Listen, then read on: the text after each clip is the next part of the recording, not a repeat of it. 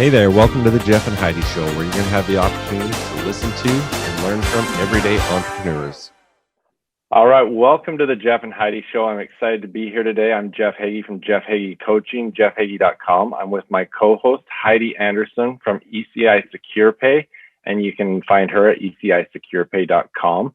And I'm really excited today to have Emilia Milovanovic. I hope that's close. Emilia. With us today. Emilia Milovanovic. So we're excited to have you with us today. A common friend of ours introduced us, and if people listen to my other podcasts, they've heard me talk a lot about Tammy Matheny, and she has been such a connector. She has connected me with some of the most amazing people, and this is another one. We're excited to talk to you. She's got an incredible career in tennis that brought her to the United States to play for Tammy. And then she has done some amazing things. And then we're going to get into talking about her involvement with the Paris Olympics. So thank you for being with us. Tell us a little bit more about yourself. Well, thank you both for having me on the show. I'm very excited for this one with you guys. Well, it's a long story. I will try to not take so much time on this, on the past, but really thinking about the future. I was born in a family who loves sport, any kind of sport, and I'll always say it. Some really like to play it, and some really like to watch it. But we have the same common ground that we love sports, and we love talking about sports. And started as a young soccer player with my dad, who was a professional, and then moved on quickly to tennis because I didn't want to share actually the field nor my coaches, and that's how I actually came to tennis, and really started there and actually went pretty well. Traveled the world very early, and tennis brought me to many opportunities, and one of them was coming to the States and do the having a college scholarship, having a degree in the States, which sounds pretty nice, but it wasn't my number one goal. Back in the day, I must say, I wanted to be on tour, be professional. So for me, tennis and going to the States was a plan B. But for a lot of athletes, it's a plan A. Coming from Europe, it's a bit different how we see college, to be honest. But yes, very amazing opportunity. At the end of the day, very happy with where he led me to, and he made me the woman I am today, because he really built me as a woman. And today I'm on the road to of the Olympic Games and working for one of the most amazing and the major sports events in the world. So very long story, trying to make it short, but an exciting one. Well, you said one thing then, and this isn't going to be the thing, but I'm just kind of curious. You said you see college in Europe very different than we do in the United States. How is it? How is that? What's different? We are not brought to this subject very early. I know in the States it's a line where you start in probably very young in the sport, and the normal line, I would say, stay in high school, then go to a college team, and then maybe going professional afterwards. Where in Europe we are playing very early, being very good very early is the goal, and almost being professional at a very early age, and going on tour as early as we can. You don't mean college in general is different. You just mean college as an athlete is different. Yes. Okay. And where colleges here in Europe, they really don't have the same infrastructures that the US can bring, where you can really have a degree and have a sports career. Here in Europe, you really focus on one or the other. So this option is not brought to you very early, to be completely transparent. Yeah. Interesting. That is interesting. And, as you talk about that, I think, especially in your sport, in tennis, you hear about these world ranked tennis players that are very young. And you said you had the opportunity to start traveling the world very young. What age were you really traveling hard with your tennis? I started traveling across Europe, abroad, I would say, more than Europe, because Europe is a big country. I would call it, because it's very easy to travel from one country to another. But from the age of 13, I was already going on the other side of the world.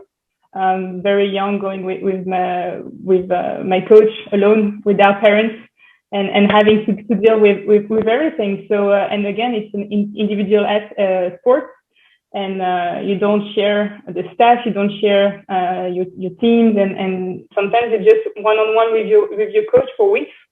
So you better go well. Yeah. Absolutely. Better get on well. Yeah. So let's talk. I want to dig deeper into some of these things because it's very, very interesting. But let's talk a little bit about, like you said, your goal was to become, worldly ranked, and it was kind of a second option to come to the United States, to go to college and have your tennis pay for that. But kind of explain what happened from that point and how you are where you are now, where you're helping with the Olympics in Paris. Yes. So, I was a good junior player, good enough to make it to the federation team, good enough to travel to play a lot of tournaments abroad. But I grew quite fast. Some little injury came along as well, and I had to make some life choices, and it was either going on the tour and maybe postponing it by 6 months because they wanted me to get a surgery, or going to the States where I could still go to school and keep playing. So which is not possible again in Europe, or hardly possible. Maybe better today, but I'm talking about 15 years ago already. Where in the States you really had the option and to continue to study. And it was always a deal with my parents. If I wanted to play tennis, I had to keep going to school and do well in school. That was the only deal. And that's how we decided together and to actually, go to the States. It was not my preferred option, because telling a kid of 17 years old that they will not go for their dream is very hard to accept. It took me a few months, I must say, to accept this decision. I know when I arrived in the States, and you mentioned Tammy was my coach, and I think she really thought she had a very very strong character when I came to her team, because I was not happy. I was not at ease with my decision of coming to the States. For me, it was a temporary moment, and I would have to leave in a few months because I wanted to go on tour. However, I came to an amazing structure, an amazing coach, very inspiring, Tammy. We had very tough time together, but she had a goal. We made a deal together with the team to win the conference on my first year. And I didn't know anything about conferences. I didn't know anything about other schools. Okay, let's win the conference. I had no idea what it was about. I knew the playing schedule, but that was it. And we went for it. We had a common goal, and we worked for it. And at the end of the year, my first year, we won the conference in D1. So it was that's when I decided to stay a bit longer. So you stayed and you graduated from that college, and you played all the way through college. And then did you go pro after that, or? No. So actually, after my 4 years, I transferred in my last year to another college. But at the end, I thought I had my time. I thought I did everything I wanted to do with tennis. I was done. To be honest, I think it happens also in the business world where we get to burnout. I think I came to a point where I couldn't give more on that specific moment anymore, or in the near future, about tennis. So the idea was to come back to Paris and try to settle a little bit, try to understand what I want to do with my future, because I just finished my tennis career. I just got my degree, but I didn't know what was coming for me anymore. I think, Jeff, we already talked about it last time, but how do you define yourself after this? How long ago was that you graduated from college? Just give me a timeline. So I graduated in August. I think it took me 6 months to understand what I wanted to do. And it was just last August? No, in 2011. No, okay, that's okay. 2011. Okay. Sorry, yeah. No, that's okay. And yeah, it took me 6 months, really 6 months of being completely lost, I must say, not knowing how to define myself anymore. I always define myself as a tennis player, and the past years also as a student athlete. Came back to Paris, where people have not seen me for over a decade because I traveled everywhere before going to America, and not knowing how to present myself anymore, introduce myself to people. Who am I? What am I doing? And so I must say it was a tough time.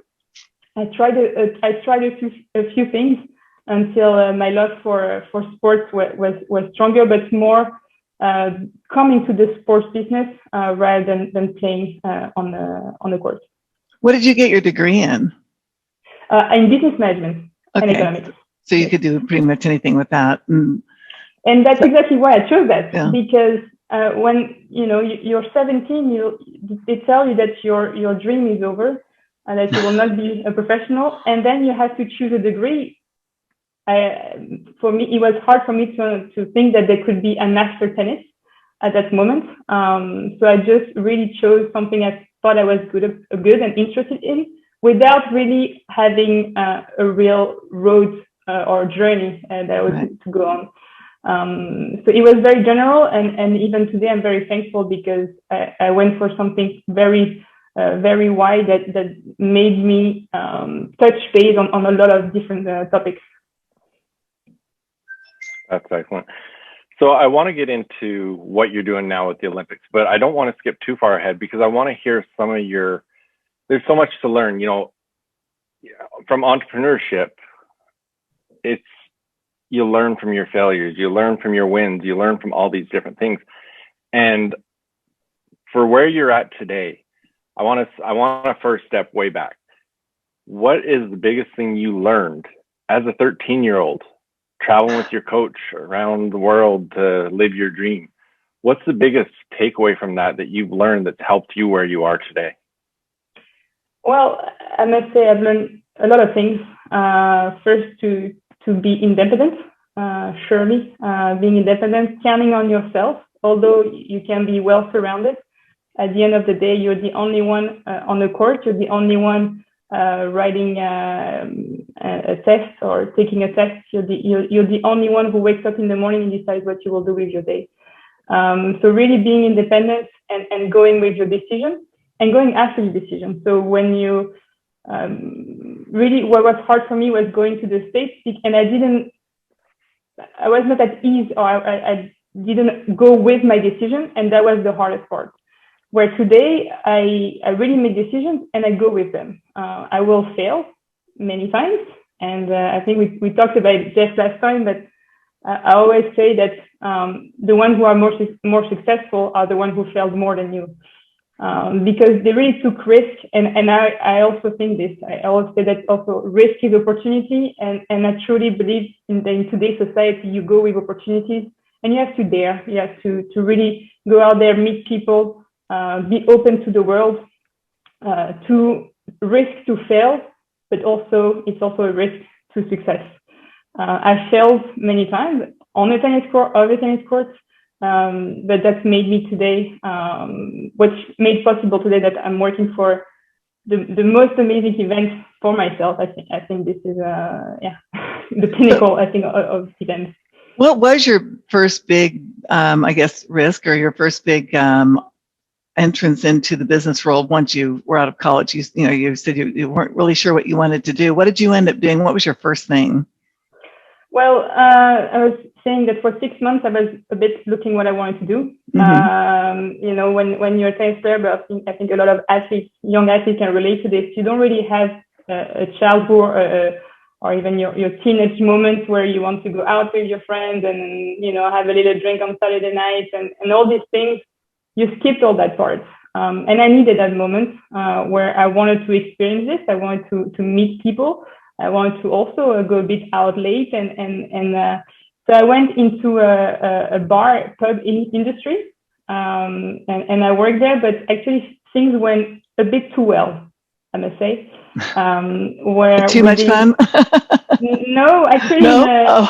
actually, my competitiveness or my rigorous attitude made it that I would become the general manager of that of this place after 6 months. So it really went a bit too well in a way that I was engaged in what I was doing, very hardworking. I was under the age of 23. I already had 60 people working under me, so it actually went way too well. Wow. At that moment. But yeah, because when you come from a sports industry, sports world, you try your best in whatever you do, and I think I applied it there. And after a little while, I realized that this was not my world that I wanted for my future. And that's why I came back to sports. But in whatever I was doing, I was always trying to make it the best, that people can really rely on me. So that's what I'm saying. It went too well that at that moment, I had to escape. I really love what you said about one of the lessons you learned there with your independence, because that is so, I say it over and over that sports and life and entrepreneurship, they're all tied in so much, because, as an entrepreneur, that independence is such a powerful thing, because like what you said, you wake up in the morning, you're deciding what you're going to do. Are you going to put your nose to the grindstone and work and go for those goals, or are you going to sit back and wait and see what happens today? And there's so much truth to that in both sports and entrepreneurship.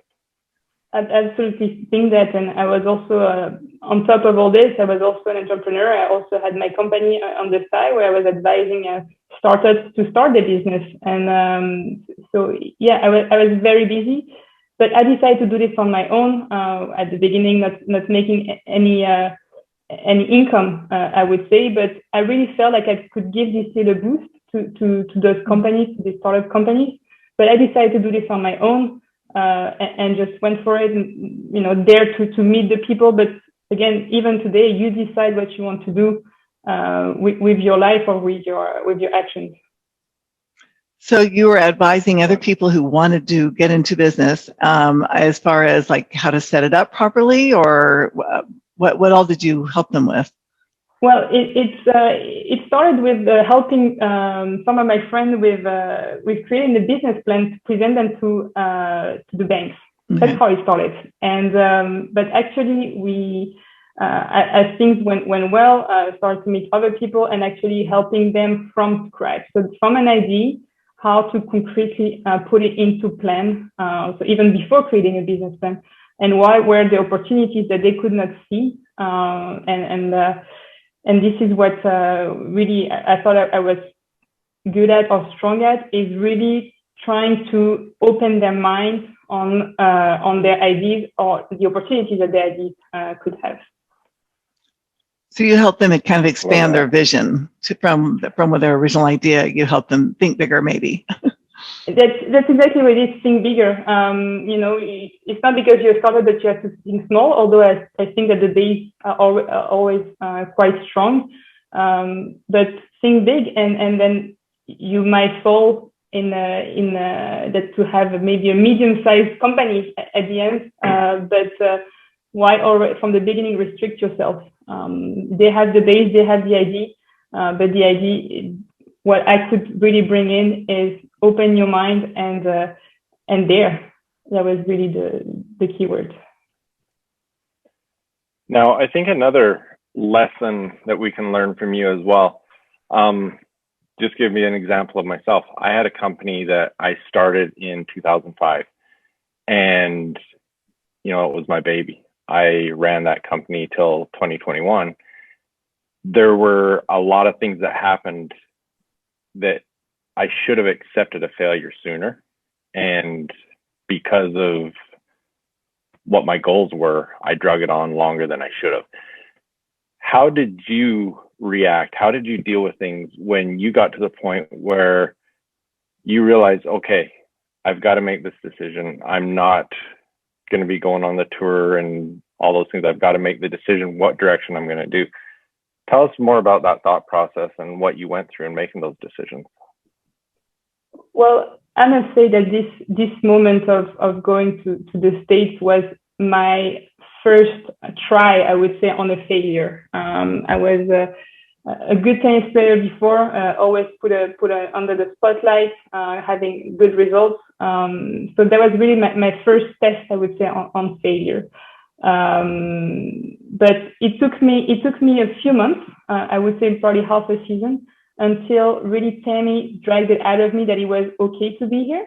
I really needed the help of Tammy at that moment, my coach, and the help of my teammates to understand that where I was in a good place. I was in a place that was ambitious with people that had a common goal.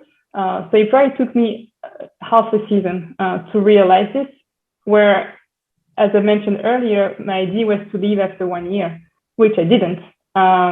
Because at that moment, it took me 6 months to realize that it was okay to be there, and 6 months to accept it, that I will stay, that this could be my future. Which then I started seeing the good side of it, and also the opportunities to have a degree, which I didn't think I would get, and also competing at the highest level. We were in a D1 school, competing at the highest level in the States. So it was okay for me to be there and to identify myself as an athlete also studying in the States. Yeah. That's excellent. Now, when you are you still doing the helping people grow their businesses? Are you doing that and getting involved with the Olympics? So indeed, I'm doing it a bit less currently, because I must say that my job is taking me quite some time.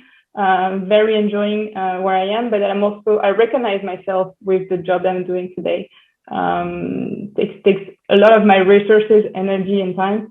And today I'm more into helping young athletes. To be honest, I still have my own company on my side if needed to be, but today I help little kids, playing soccer in their gardens or in the clubs. But to have the right mindset, also getting involved in the smallest tennis club near my house with these kids, trying to help them to have the right mindset and be in line with their decisions or with what they want to do.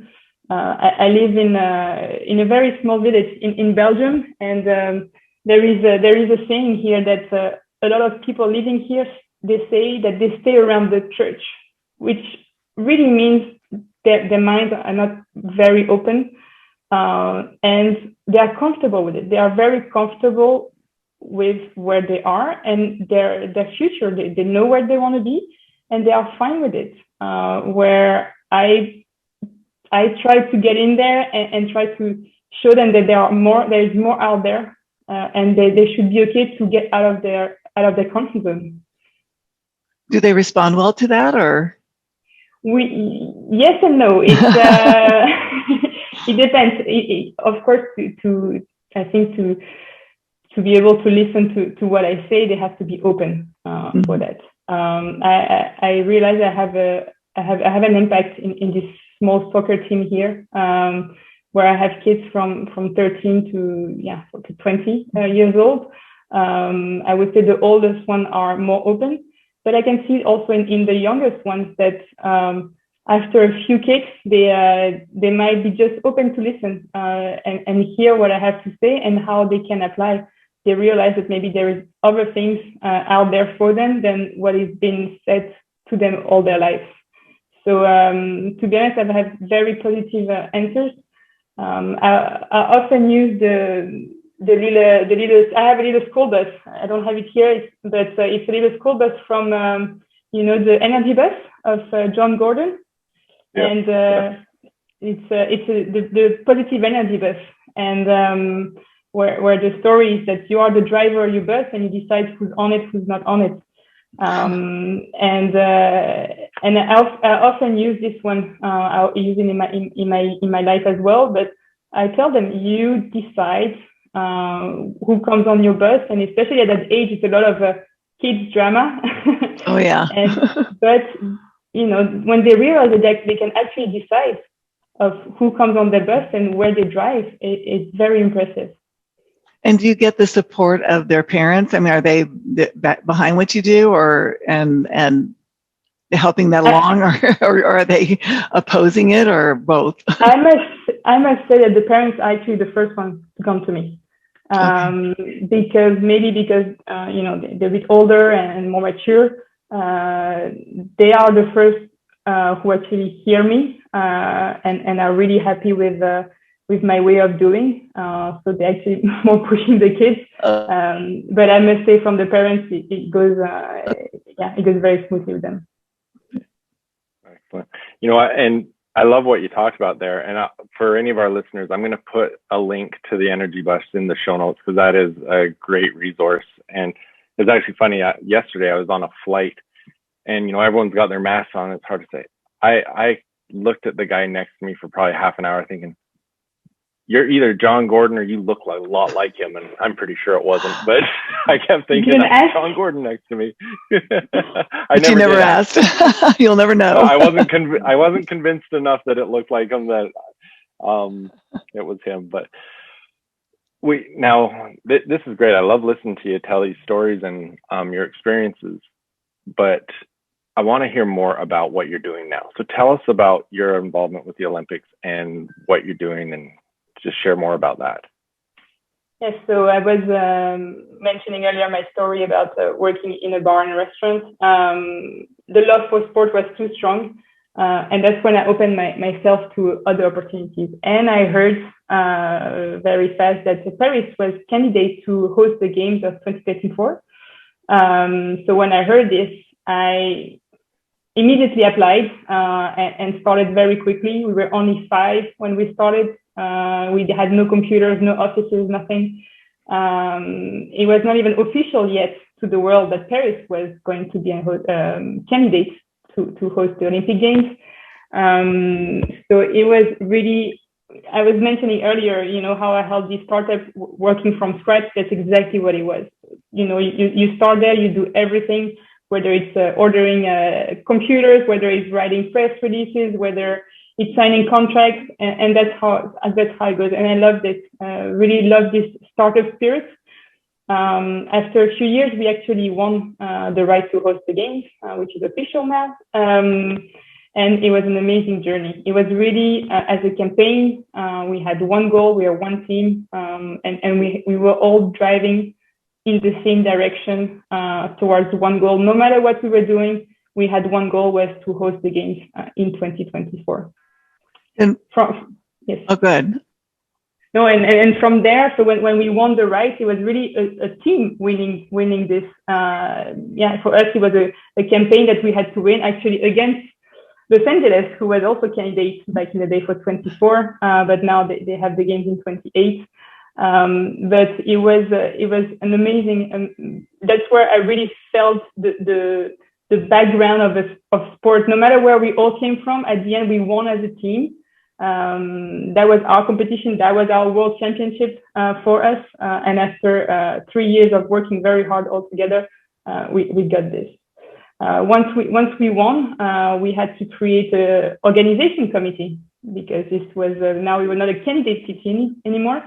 And so we had to restart from scratch again with new people, with new objectives. And after some time there, I realized that the games were still far from now. That was in 2018, and the games were in 2024. I still had a few years, so that was discussing internally. It was the best moment for me to step out and come back later. And that's when I decided to open myself to other opportunities. And this is where I came to Bridgestone in Belgium, where the HQ is. And they are a top Olympic partner. And they were looking for Bridgestone, the tire company? Absolutely. Okay, so the headquarters are in Belgium. Okay, interesting. Yeah. And they were looking, so they became top Olympic partner. And they were looking for somebody with a background in the Olympics, also on the road to Paris 2024. So this is where they found me, and I decided to just take the risk. And before I even took the risk, I wanted to know more about them. And this is where it became very interesting, is they support athletes, Olympians, who have an amazing story, that you, me, anybody can relate to. And they have a campaign that is called Chase Your Dream No Matter What. So when I heard this, I was very intrigued about it, and I looked more into it. Actually, they're supporting Olympians who had to overcome obstacles, who are still overcoming obstacles, but they have one dream. One dream is to become an Olympic champion. And they keep chasing it, no matter what comes in their way.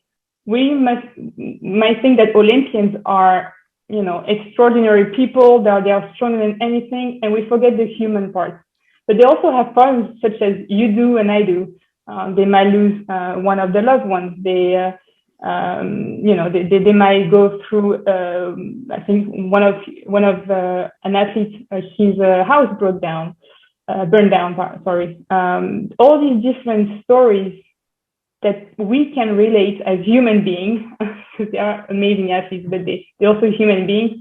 But no matter what came in their way, they kept chasing their dream, and they keep on doing it. Some are still on their journey to their dream, and I was very inspired by this. And that's, when they told me about this campaign and I looked into it, my heart could not say no. And I decided to take this risk because I was in line with their campaign, but also with their spirit. Trying to inspire people not to buy tires, but to let them know that they can chase their dream no matter what comes in their way. Now, how do they find the athletes to support? Do people apply? Is it an interview process, or how do they choose the athletes to support? Well, we have, of course, agencies working for us and selecting the athletes. We decided to only support a few athletes, not a lot. The idea was not to have numerous, but to have very impactful stories. And we don't have the most famous name. We have some famous names, but that's not the goal. The goal is to have a story which we can relate as consumer, we can relate to. So I was just saying, losing your loved one can happen to anyone, but it impacted one of our Olympians, and that's on her journey to her dream. It's this, and somebody had cancer, which can also speak to a lot of people in a direct or indirect way. So all this, that's what we are looking for. It's always these athletes that not have the biggest names, but have a story that can speak to you and me. How many athletes will you support? So across EMIS, so it's Europe, Middle East, Africa, and India, we have 18 athletes. So it's a very limited number. We have also in British Americas, to be more relevant, I think we have about 20 athletes there. But here, we only have 18, and we really strongly support them in their journey. Wow. Some are, to be honest, some are also retired. Oh, they're retired? We have retired athletes, but okay. It's not just if they want to be Olympic champion, but it's no matter what the next dream is. So it's very inspiring, very inspiring. Sounds fascinating. Yes. Well, thank you. I've taken a ton of notes as we talk. I've loved the messages you're sharing, and so that I just want to make sure I wrote that down right. It's chase your dream no matter what. That's their motto. Yes, absolutely. I love that. Yes, I love that. No matter what part, it can be applied in anything. Yeah, absolutely. No, I love that, and I think there's so much that can be taken from that. But thank you so much. This has been a pleasure talking with you. Please share with us as well for those that are listening and want to continue following your journey, want to follow what you're doing with the Olympics, want to learn more about you and what you're doing. How can people find you? Well, everybody can find me on social media, Twitter, Instagram, type in my name, LinkedIn. You can always send me a little message. If I don't answer in the next few minutes, it will be in the next hour. So don't hesitate. Excellent. And I'll put your links in the show notes as well, so people can just go there and find them. But Emilia, thank you so much for being with us. Appreciate the time that you put into this. I don't know what time it is over there, but I know it's a lot different than here. So appreciate you doing that. And thanks for sharing your story and your message with us. Thank you. Well, thank you so much for having me on your show. And I must say, after a full day of meeting, it's the best way to end. Oh, good. Great. I'm looking for entrepreneurs, athletes, coaches, and other high achievers who want to discover their full potential. Those that have dreams and desires of getting to the next level and just need to figure out how to get there. Hi, my name is Jeff Heggie. I'm a success coach, and I want to show you the truth about developing a powerful mindset. One of the biggest things holding people back from achieving their dreams is their own limiting beliefs. And the bad thing about limiting beliefs is they prevent you from discovering your true potential and cause you to settle for way less than you really deserve. I've seen this time and again in business, athletics, all areas of life. And worst of all, many people never get past the idea that achieving their biggest dreams in life is just that, a dream. But luckily, now there's a solution for this problem. So if you're an entrepreneur, athlete, coach, or other high achiever that really wants to get to the next level, but it just hasn't happened yet, here's the solution you've been looking for. I want to introduce you to High Achievers Mindset Secrets.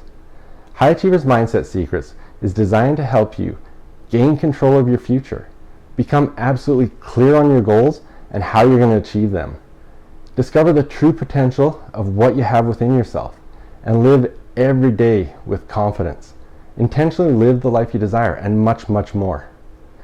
From day one, you'll be able to start implementing the strategies that will bring results into your life. High Achievers Mindset Secrets is designed specifically to meet your needs, and there's 3 options for you to choose from. First of all, there's the 6-module course. Over the course of these 6 modules, you'll learn the momentum cycle, the success cycle, and how to make them work in your favor. How to build confidence and self-belief. You'll learn to create clear goals, understand what you need to do to achieve them, and most importantly, you'll discover your why for each one. And I'll tell you now, it's not what you think. You'll learn the power of mindset questions, visualization, and having a vivid vision. You'll learn the difference between a fixed mindset and a growth mindset and how you can change it. You'll understand the importance of proximity as power. You'll create personal development habits that lead to success. And you'll create your own personal success formula. You'll also learn the connection of mindset and mental health, the importance of state, modeling, and mindfulness, and so much more. The second option is the Academy. In the Academy, you get the full 6-module course, plus some specific, specialized one-on-one coaching. In the team program, it's designed for athletic teams, sales teams, executive teams, any team that wants to maximize its potential. Each person on the team will go through the 6-module course, and then there will be some group coaching specifically with me. So again, if you're an entrepreneur, athlete, coach, or any other high achiever that really wants to get to the next level and you're committed to making it happen, you know every day counts. You deserve to be living the life that you want on your rules. You deserve to achieve those dreams, start that business, win that championship, get recruited, whatever that is that you desire. There's never been a better time in history to make a change and take charge of your future. You work hard, you want it bad, you're committed to making it happen. Let's do it now. So get on board with the High Achievers Mindset Secrets, because I look forward to working with you. Get more details at mindset.jeffhagee.com.